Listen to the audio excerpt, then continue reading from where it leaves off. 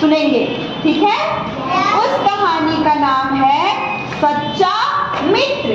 क्या नाम है? सच्चा मित्र। आप लोगों के दोस्त हैं? Yes ma'am. सब अपने अपने दोस्त के साथ बैठते हैं? Yes ma'am. उसकी मदद करते हैं? Yes ma'am. और आपको जरूरत होती है तो आपका दोस्त आपकी मदद करता है? Yes ma'am. इसी को हम कहते हैं सच्चा मित्र। तो ऐसे ही जैसे आपके दोस्त हैं, उसी तरह आज एक दोस्ती की कहानी हम लोग पढ़ेंगे। एक पेड़ बहुत हरा भरा था। एक पेड़ बहुत पेड़ कैसे होते हैं? और अगर पेड़ों के पत्ते नहीं होते हैं तो वो सूख जाते हैं ना? लेकिन इस कहानी में पेड़ हरा भरा है। उस पर एक कोयल रहती थी। कोयल देखा है आप लोगों ने? कोयल कौन से रंग की होती है? कोयल कौन से रंग की होती है? काला। Very good. कोयल कौन से रंग की होती है? और काला क्या होता है? एक रंग बताओ। आपके शरीर में कोई ऐसी चीज है जो काली है? कुछ नहीं है। आपके बाल काले हैं? सबके बाल काले हैं? उसी तरह कोयल का रंग भी काला होता है, लेकिन कोयल बहुत सुरीला गाती है, ठीक है। तो उस हरे भरे पेड़ पर एक कोयल रहती थी।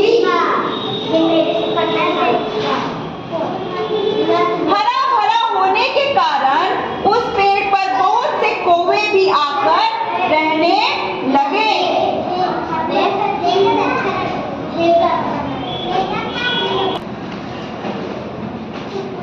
हरा भरा होने के कारण उस पेड़ पर बहुत से कौवे भी आकर रहने लगे। कोयल और वह पेड़ मित्र थे, यानी वो हरा भरा पेड़ और कोयल आपस में मित्र थे। एक दिन पेड़ बीमार हो गया।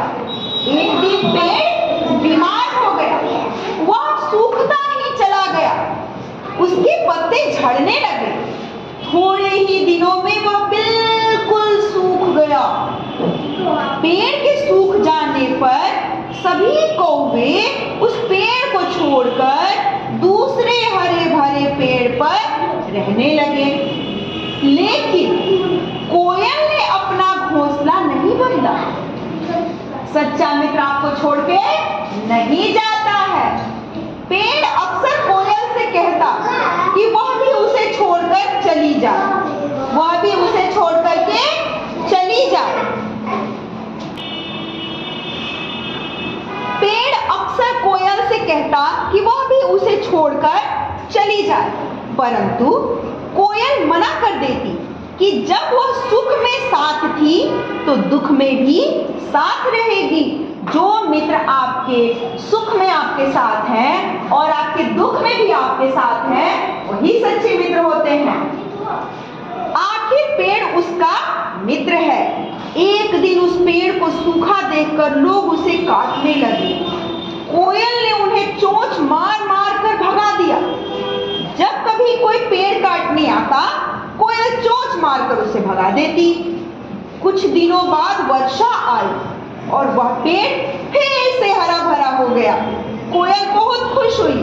पेड़ को हरा देखकर अन्य पक्षी भी उस पर फिर से आने लगे।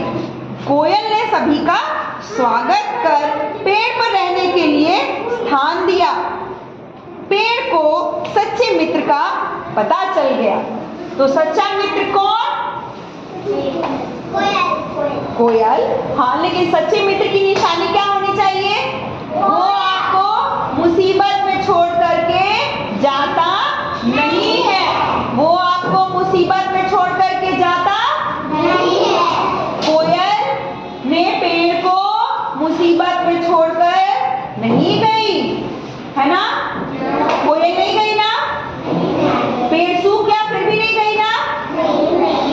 इस कहानी से हमें यही शिक्षा मिलती है कि एक सच्चा मित्र हमें मुसीबत में छोड़कर करके कहीं नहीं जाता